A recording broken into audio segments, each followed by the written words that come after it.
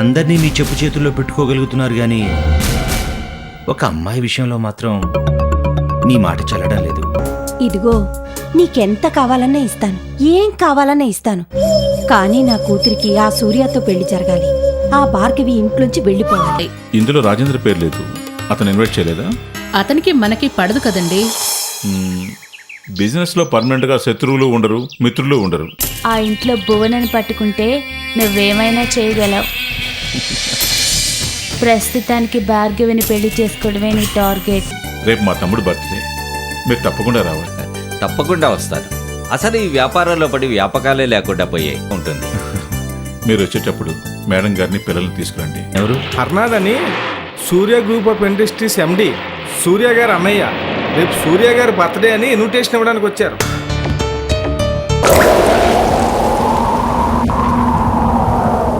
ఇంకెవరైనా రావాల్సిన వాళ్ళు ఉన్నారా?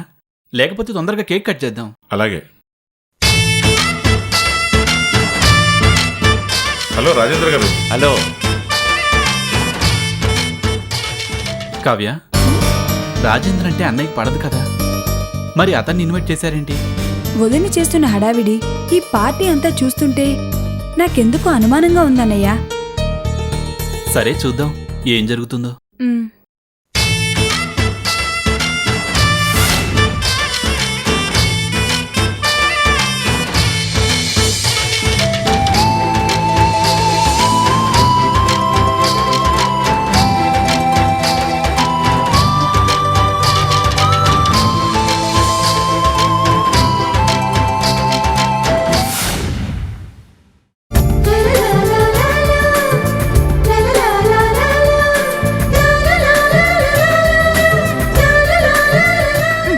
ఇప్పుడేమంటావన్నయ్యా, నీ బర్త్డే పార్టీకి భార్గవి రాకుండా ఉంటుందా?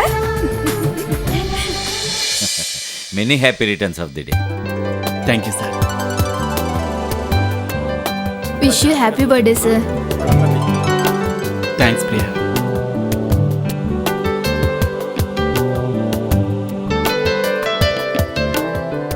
Many happy returns of the day. చాలా బాగుంది. Thanks Bhargavi. Thank you sir. Bhargavi, నువ్వు చీరలో చాలా బాగున్నావు. Thank you. రాజేంద్ర గారు, కేక్ కట్ చేయడానికి ఇంకో 10 నిమిషాలు టైం ఉంది. ఓ ఈలోగా మీరు have some soft drinks please. Hello Madhavarao గారు. మమ్మీ, సూర్య ఎలా ఉన్నాడు మమ్మీ?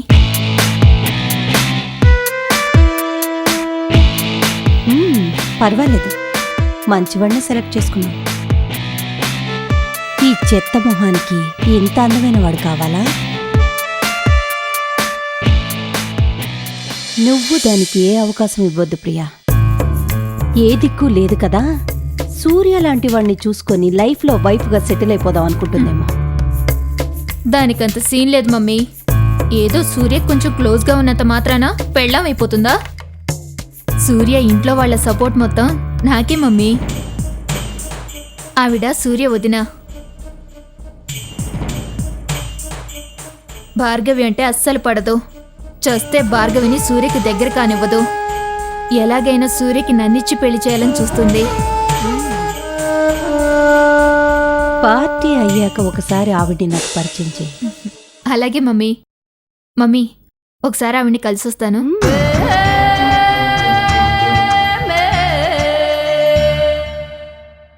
నమస్తే మేడం. నమస్తే. సూర్యకి ఏదో గిఫ్ట్ తెచ్చినట్టున్నావు. రాధాకృష్ణుల స్టాచ్యూ మేడం. Very good. నీ ప్రేమని ఈ విధంగా సూర్యకి చెప్తున్నావన్నమాట. చూడు, ప్రేమలో కాంపిటీషన్ ఉన్నప్పుడు మనం ఎంత బాగా లవ్ని ఎక్స్ప్రెస్ చేశామన్న దానికంటే మన విరోధిని ఎంత తొందరగా ఫూల్ చేస్తున్నామన్నది అది ముఖ్యం. ప్రతి క్షణం అదే పనిలో ఉండాలి. గుర్తుంది కదా? మర్చిపోలేదు మేడం. నా ప్రయత్నంలో నేనున్నాను. కాంచనా, కాంచనా, గెస్టులు రిసీవ్ చేసుకోకుండా ఇక్కడేం చేస్తున్నావు?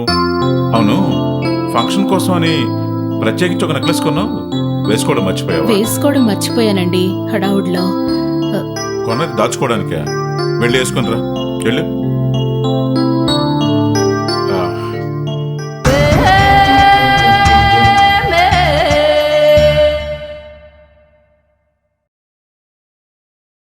కావ్య ఎవరన్నా చూస్తే బాగోదు. ఎవరికో బాగపోతే నాకేంటనయ్యా? నీకోసం భార్గవి తెచ్చిన తాజ్మహల్ చూస్తుంటే నీకేమైనా అర్థమవుతుందా? భార్గవి నిన్ను ప్రేమిస్తుందని ఇప్పటికైనా ఒప్పుకుంటావా అన్నయ్య? ఏ అమ్మాయి డైరెక్ట్గా చెప్పదు. ఇలాంటి గిఫ్ట్ ద్వారా తన మనసులో మాట చెప్తుంది. నువ్వే అర్థం చేసుకుని ప్రొసీడ్ కావాలి.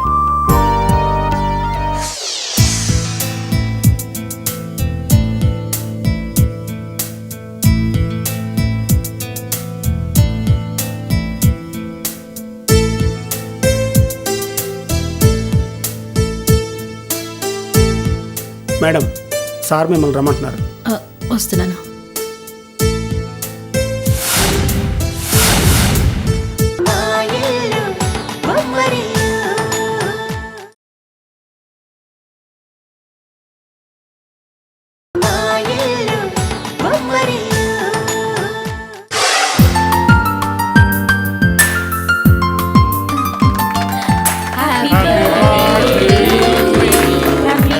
హ్యాపీ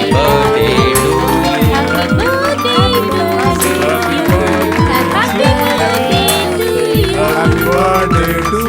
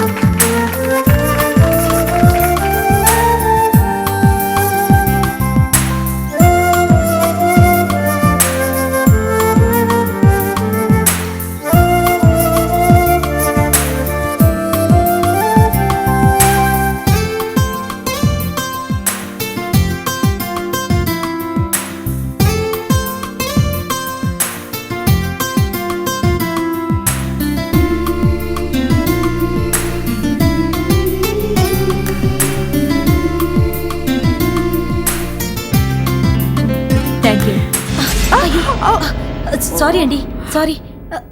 వెళ్ళి కడుక్కోండి. పర్వాలేదండి. అయ్యయ్యో, తొందరగా వెళ్ళి కడుక్కోండి, లేకపోతే చీర పాడవుతుంది. సరే. అయ్యో.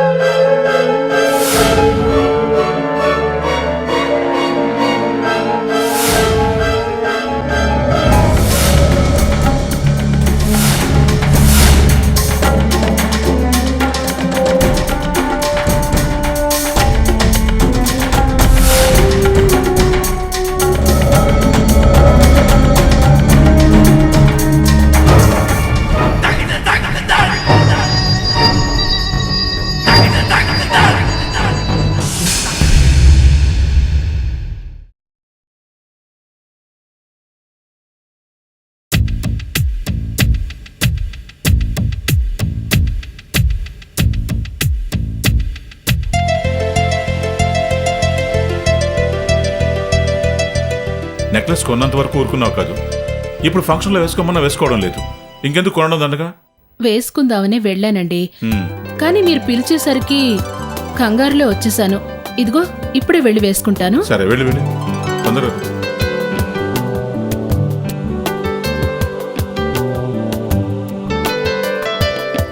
హలో,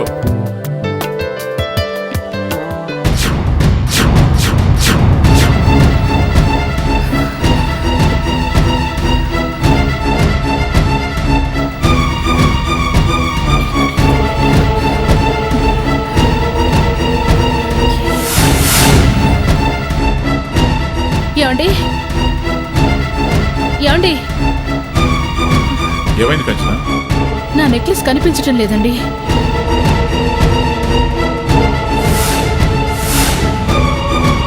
ఎక్కడ పెట్టావో సరిగ్గా చూసావా?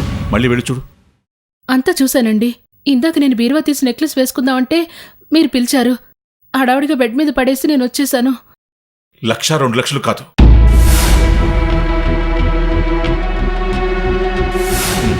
లక్ష 2 లక్షల నెక్లెస్ కాదది, 50 లక్షల రూపాయల నెక్లెస్. కదండి. వెళ్ళు, వెళ్ళి చూడు. ఎక్కడ పడితే అక్కడ నిర్లక్ష్యంగా వదిలేస్తారుగా. ఏం జరిగిందన్నయ్య? మీ వదిన బెడ్రూమ్లో నెక్లెస్ వదిలేసి వచ్చిందట్రా, అది కనిపించడం లేదంట. కనిపించట్లేదా?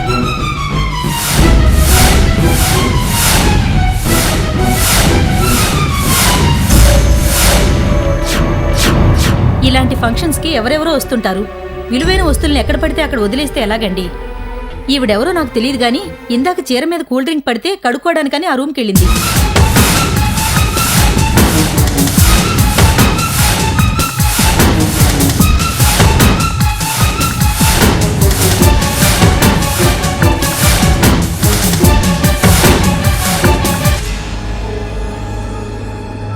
ఇదిగో అమ్మా, ఆ అమ్మాయి ఎవరో నీకు నిజంగా తెలియదు. అనుమానించే ముందు కొంచెం తెలుసుకొని అనుమానించు. ఆమె మన ఆస్తుల ఎంప్లాయీ, మనకు బాగా కావాల్సిన అమ్మాయి. ఆమెను అనుమానించాల్సిన పని లేదు. అంత విలువైన వస్తువు ఏదో పోయిందన్నారు కాబట్టి నాకు తెలిసిందేదో నేను చెప్పాను. ఆమె మీద అంత నమ్మకం ఉంటే వదిలేయండి, లేదంటే ఆమె హ్యాండ్ బ్యాగ్ చెక్ చేయండి.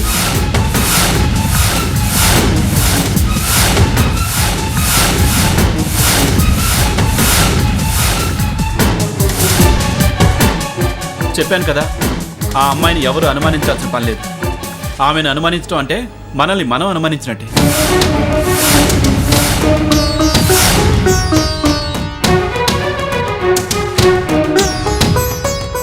నీకు ఆ అమ్మాయి మీద ఉన్న నమ్మకం నాకు లేదు. అలా అని 50 లక్షలు విలువ చేసే నెక్లెస్ కనిపించకుండా పోతే నీ గుడ్డి నమ్మకం వల్ల ఆ అమ్మాయిని నేను చెక్ చేయకుండా వదిలేయాలా? కంపల్సరీగా అమ్మాయి హ్యాండ్ బ్యాగ్ చెక్ చేయాల్సిందే.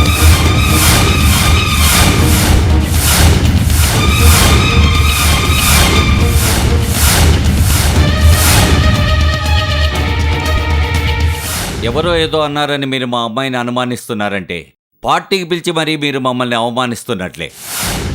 మీరెందుకండి అనవసరంగా వాదిస్తారు? మన అమ్మాయి తీనప్పుడు మనకెందుకు భయం? వాళ్ళన్నట్టుగా బ్యాగ్ ఒకసారి చెక్ చేస్తే సరిపోతుంది కదా.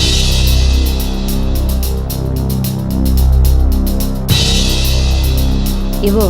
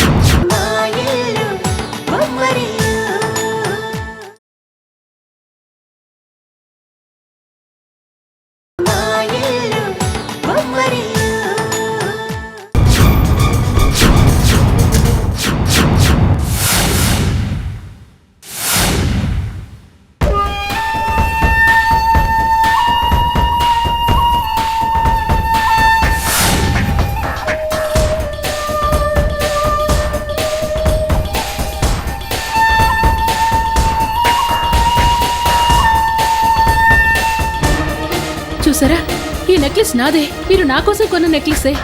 అవును, ఇది మందే. ఇప్పుడేమంటారు? మీ అమ్మాయి ఏదో బుద్ధిమంతురాలు, మిమ్మల్ని అవమానించడానికే ఇక్కడికి పిలిచానన్నారు. జవాబు చెప్పండి. ఏం సూర్య, ఈ అమ్మాయి మీ ఆఫీసులో పనిచేస్తోంది, బుద్ధిమంతురాలని చెప్పావు, ఇప్పుడేం జవాబు చెప్తావు?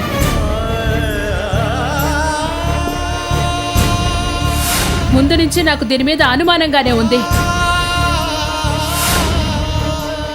ఇంటికి ఎవరినైనా ఎప్పుడైనా పిలిచే ముందు వాళ్ళ బ్యాక్గ్రౌండ్ ఏంటో తెలుసుకుని ఆ తర్వాత పిలు.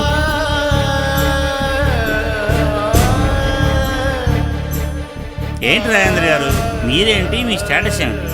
మీ అమ్మాయి ఇలాంటి పని చేయడం ఏమిటి? ఇంత గొడవ జరుగుతున్నా ఆ అమ్మాయి మాత్రం ఏం మాట్లాడడం లేదు.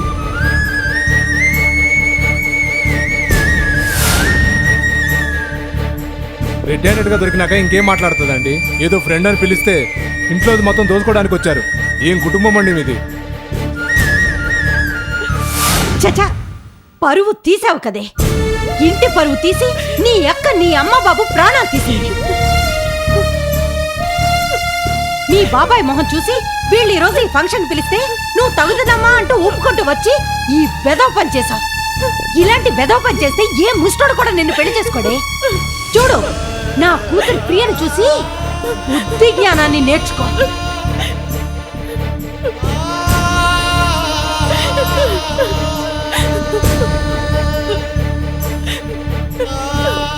ఏంటి ఇంకా నిలబడి చోద్యం చూస్తున్నారు? పడిన మాటలు సరిపోలేదా? పదండి, చేసిన నిర్వాకం చాలు. ఏంటి ఇంకా బొమ్మలా నిలబడి చూస్తున్నావు? పద.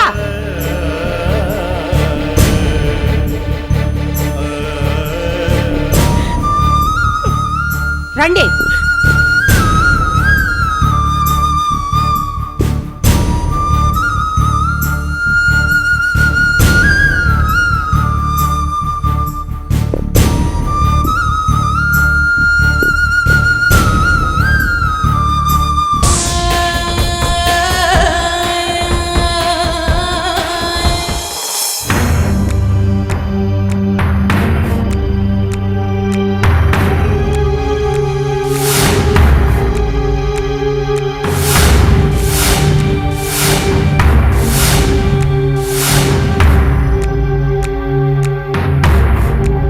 గాయత్రి,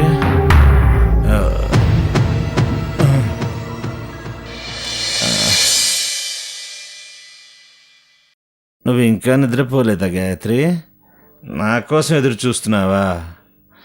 నిజంగా నువ్వు పతివ్రతవి గాయత్రి. కానీ మీ బాబాయ్ దొంగ. హాయ్ బాబాయ్, తాగితే బూతులు వచ్చేస్తున్నాయి. చూసావా గాయత్రి, నోట్లోంచి ఒక్క తప్పుడు మాట కూడా రాని పుణ్యాత్ముని మీ బాబాయ్ వల్ల ఎలా పాపత్ముని అయిపోయానో చూడు. అసలు నన్ను ఎందుకు మీ బాబాయ్ ఇలా తయారు చేస్తున్నాడు? మళ్ళీ ఏం జరిగిందండి? ఇంకా ఏం జరగాలి? మీ బాబాయ్ మీద పెద్ద నమ్మకంతో సూర్యకి భార్గవ్కి పెళ్లి చేయమన్నావా? అవును. ఇప్పుడు ఏమైంది? సూర్య చాలా మంచివాడు, లైఫ్లో బాగా సెటిల్ అయ్యాడు. అతన్ని చేసుకుంటే భార్గవి సుఖపడుతుందని అలా చెప్పాను. తప్పే ఉంది? నువ్వు తప్పు చేయలేదు, అంతా మీ బాబాయ్ చేస్తున్నాడు. మీ బాబాయ్ ఎంత పెద్ద కంత్రి కాకపోతే మీ చెల్లెలికి నువ్వు చూపించిన సంబంధాన్ని తన కూతురికి కట్టబెట్టాలని చూస్తాడా?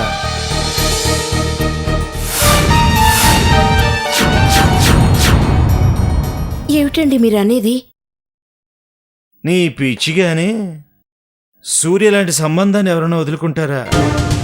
సూర్యకి ప్రియనిచ్చి పెళ్లి చేయడానికి అప్పుడే ఏర్పాటు మొదలుపెట్టాడు.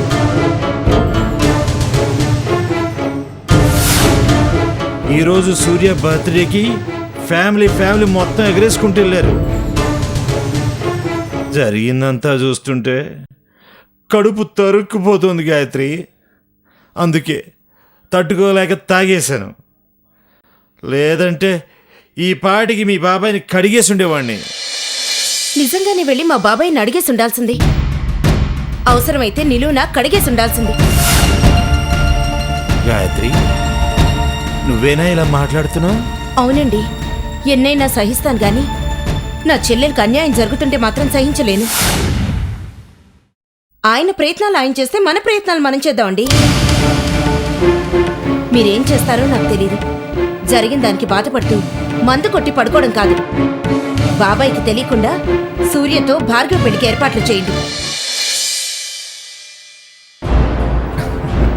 ఇది ఈ మాత్రం సపోర్ట్ ముందు నుంచి ఉండుంటే ఈ పాటికి మీ చెల్లెని కాపురానికి కూడా పంపిండేవాడిని. ఇదిగో, ఇప్పటికైనా మించిపోయింది లేదు. నాతో చెప్పావు కదా పెళ్లి ఏర్పాట్లు ఎలా చేస్తానో చూడు. అది మీ బాబాయ్కి కూడా తెలియకుండా.